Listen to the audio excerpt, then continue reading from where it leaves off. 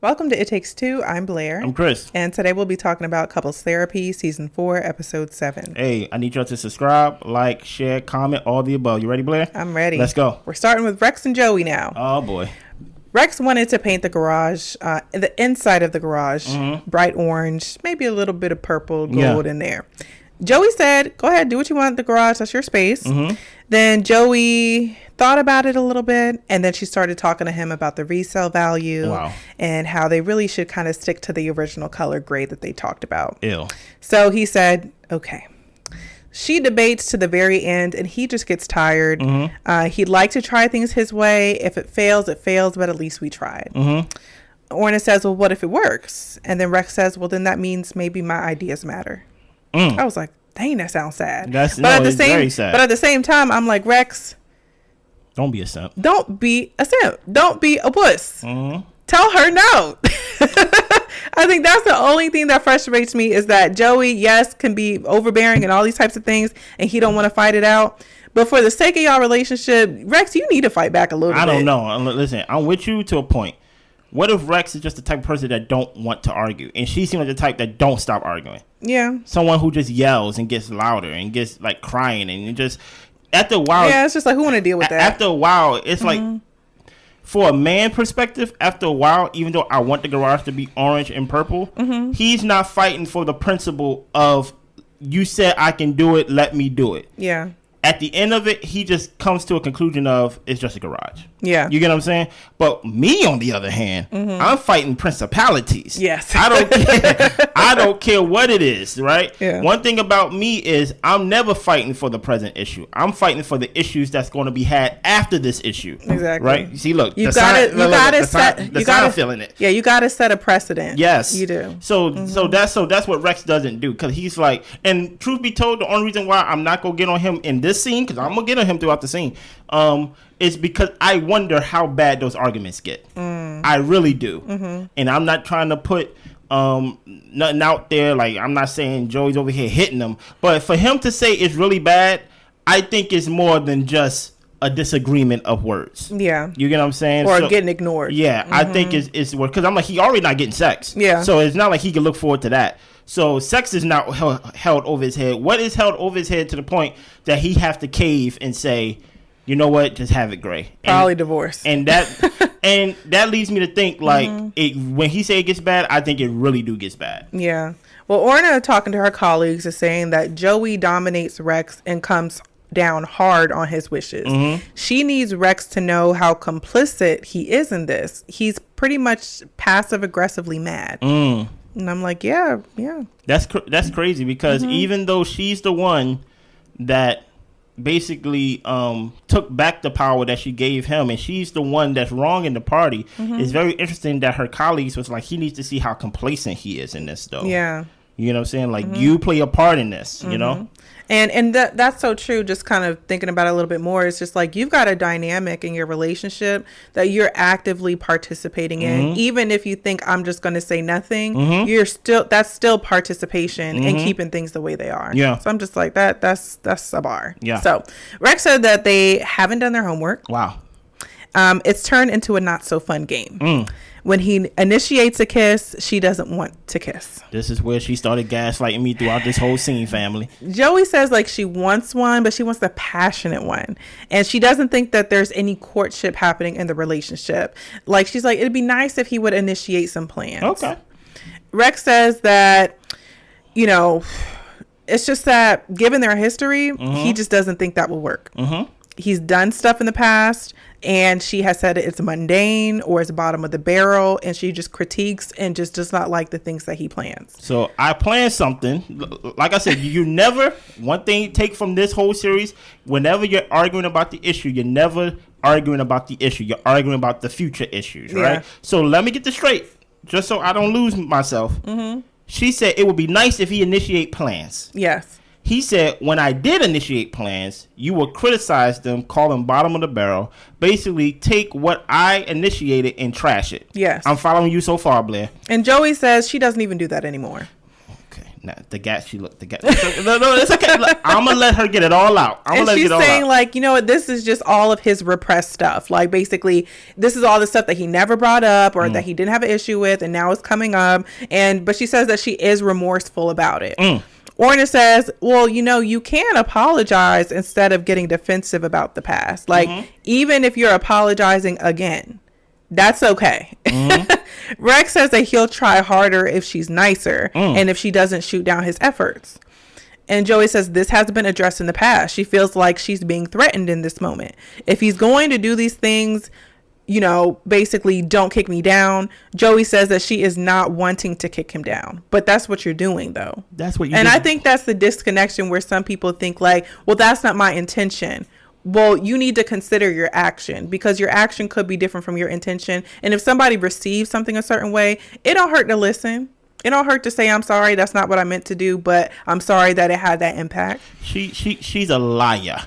Right. And the reason why she's a liar because she's talking about I haven't shot him down. That's the past. Why he keep bringing up the past stuff? Why he sound like he's threatening me? You're gaslighting me and you're trying to manipulate me with your emotions. But Joey, literally, the week started off with Rex saying that I tried to kiss her and then she turned me down. And then she said, I want a passionate kiss. Yeah. What am I doing here? Like I would have just been like, you know what? You're trying to hurt me because you're hurt. Yeah. And you're not going to hurt me. And Orna points out to Joey that you shoot him down even now when he's telling you what's bothering him. Like, and then, I mean, Joey is just like all mad, screw face, all that type of stuff. And Orna's like, you seem like you're feeling misunderstood. Like, is that right? Like, can you explain to me what you're feeling? And Joey says that she's giving suggestions on what could help her open up. And he is making her look like a villain. You are the villain. Orna says, well, that has happened before, though. There might be a blind spot on your part, Joey. Rex says that he's trying to get past the past and he's not just digging stuff up just to dig it up. Like he wants to move through it.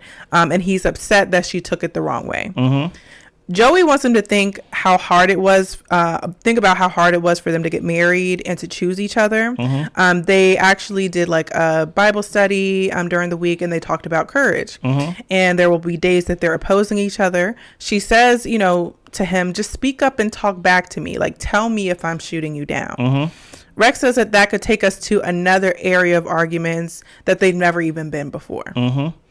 So let me tell you this, right? Because let me color this scene just a little bit more, right?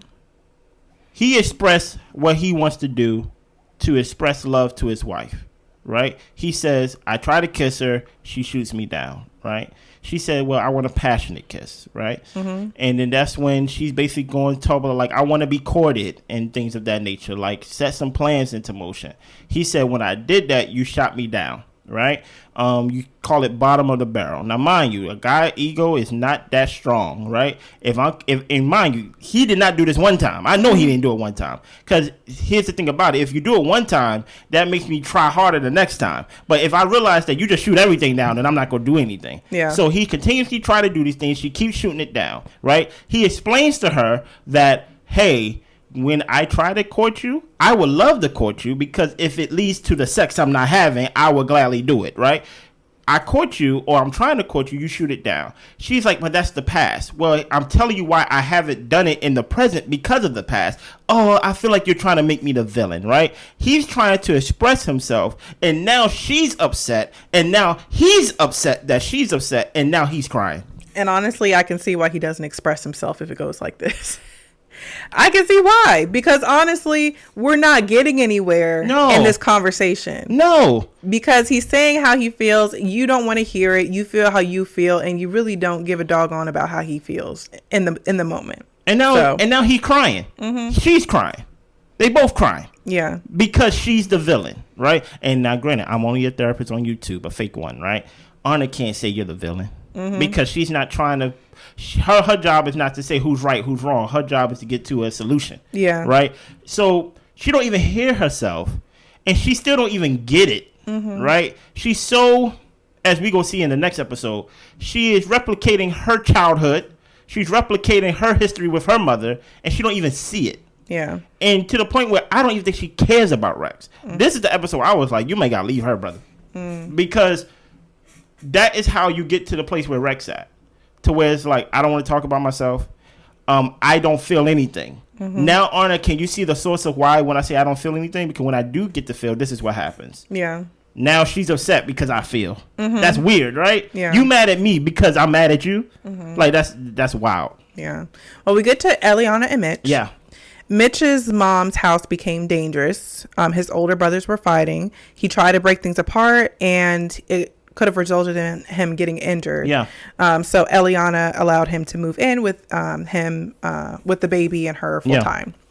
Mitch says the older brother would beat him and the middle brother up sometimes, and it would be playful at times and sometimes not so playful. Mm-hmm. And at one point, the middle brother just stopped having it. Exactly. Once I get big enough and strong enough, you ain't gonna be hitting me upside my head. Yeah. So Elíana, she's returned to work, and Mitch has a schedule for him to be off Tuesdays and Thursdays. Mm-hmm.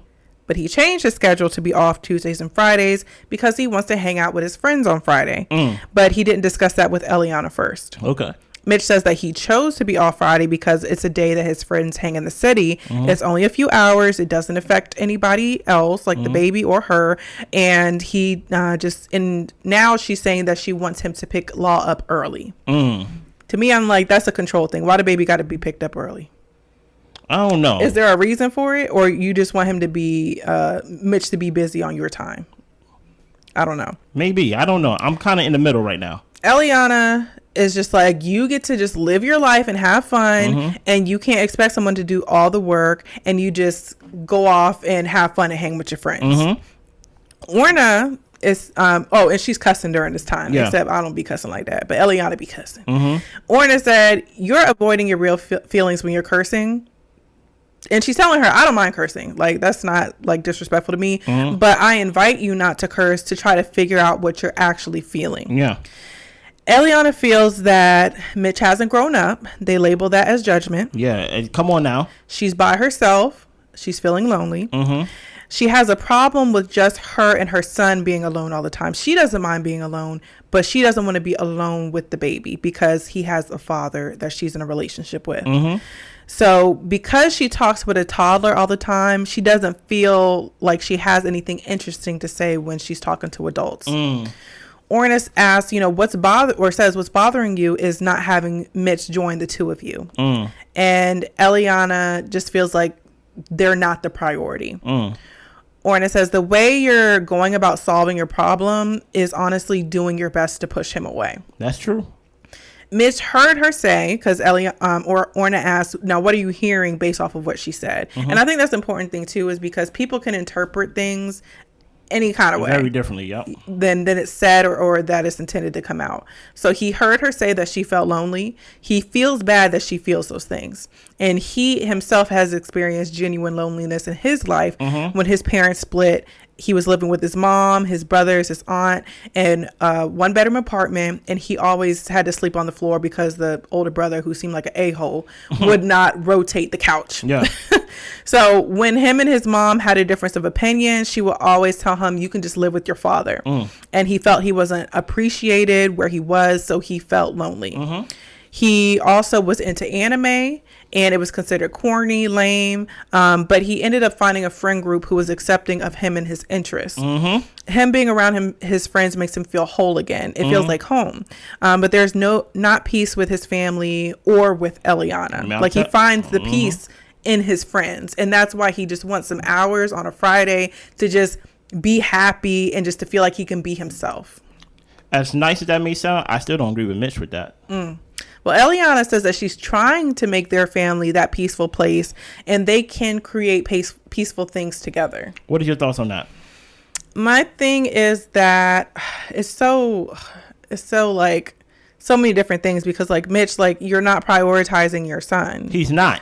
So like and it's not just on Fridays when you want to hang out with your friends when he's in daycare. Like you're just not prioritizing him in any way, talking about, you'll step in for real when he's in middle school and high school. So I think that's where Elíana is just kind of like, you want to do something else that takes you away from us? Like, it's just like you find any excuse. It's kind of how it comes across. Yeah. However, I can understand why he wouldn't want to be around, because Elíana is always on his back. But she kind of has to be, because he's not going to have any initiative. No, he's not. So I don't even know if I can really have a true opinion on it other than Orna, like, do your thing. Well, try to get them to see their own problems and try to fix it. I think in a perfect world, or just realistically, Mitch should be able to hang out with his friends on a Friday. I don't think that's such a big deal. Yeah. But he also needs to show up in the household every other day so he can have the luxury of hanging out with his friends. Yeah. So I think we have to define, or let me try to put a real definition behind friends. These are just not friends. Yeah. Right?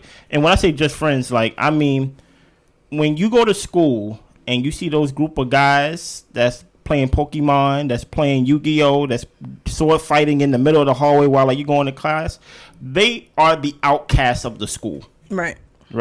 Those are the guys. Unfortunately, I grew up, and I'm not just saying that I was back in the day. We throw rocks at, go, get out of here. Oh my goodness. You get what I'm saying? They was the outcasts. Okay. So their bond is much stronger and much needed even to survive high school. Some of them, if you talk to them, they will attribute like basically like I got through high school or just school in itself because I had this group of friends. You get what I'm saying?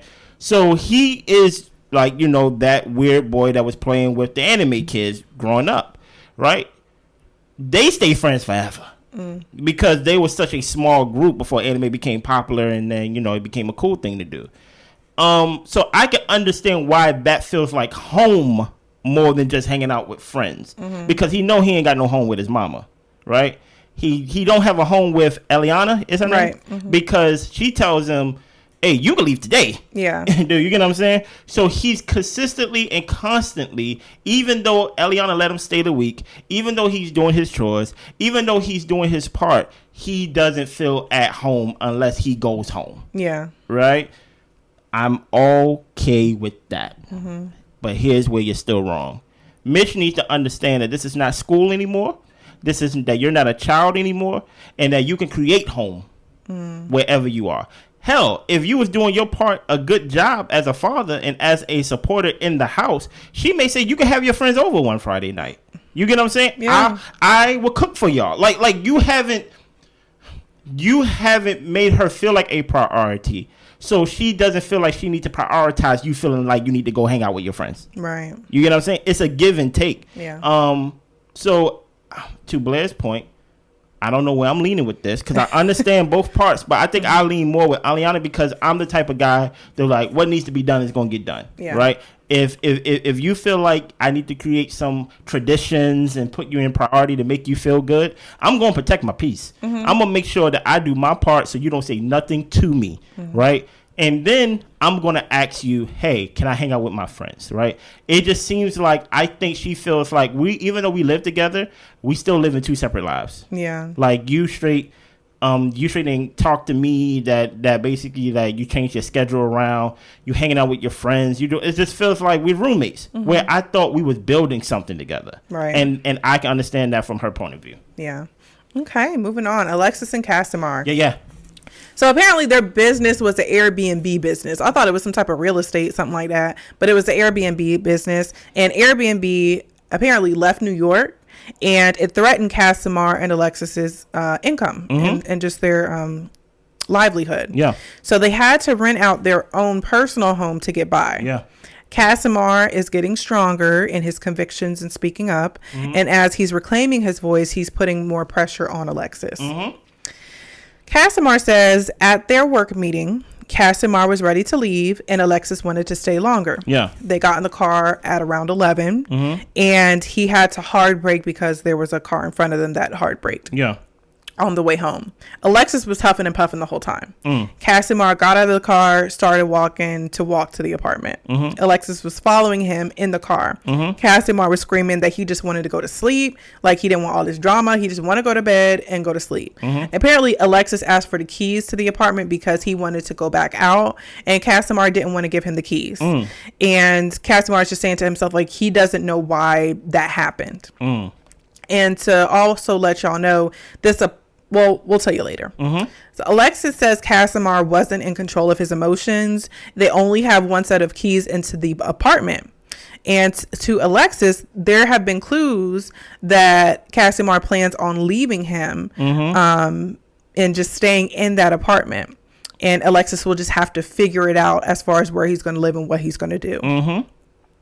So apparently the apartment is Casimar's brother's apartment that was left to them by his mother. And this was the apartment that they had once they got out of the shelter, and they've had it in the family for this long. So this is like a big deal for Casimar. This is like his house, basically. Mm-hmm. Casimar says that it was okay for him to do whatever he wanted in a place where his name was on the lease, talking about Alexes. Like, you got to yell at me, scream at me, cuss me out, do whatever you want because it was your place and you had the power to kick me out. Facts. And Casimar is like, now you have no power here. Orna says, Alexes having financial power allowed him to humiliate and belittle Casimar, is what you're saying.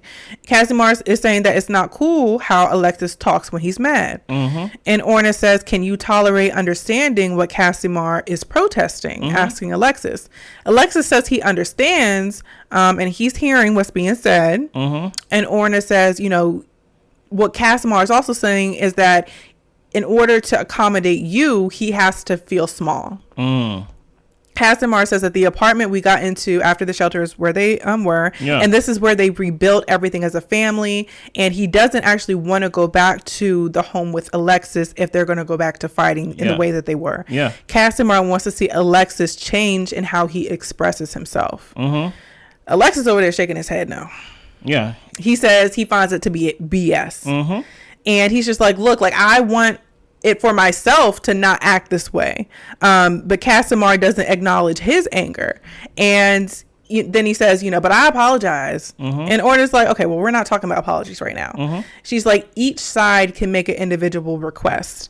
And the shifting power dynamics are a sign of change. It's Casimar's time to put pressure on you, and that's a good thing. Orna, talking to her colleague, is saying that they're unraveling. Casimar's progress is forcing clarity in the situation. And someone asked her, do you think Alexes can do better? Orna really doesn't know. She says at this point in treatment, it's like we're coming to the place to where you bring the horse to water, but it's up to the horse to decide if they want to drink it or not. And any thoughts on that exchange? I like what Alexes said in the sense of his deafness, because many times tonight he's not hearing Casimar's point of how can someone not give me a key, right? Because he's using Casimar's trauma against him. He said, how can someone not give me a key and not give me access to a house when he grew up experiencing being homeless? Yeah, like how can you want that for me? Knowing that you've been through that, right?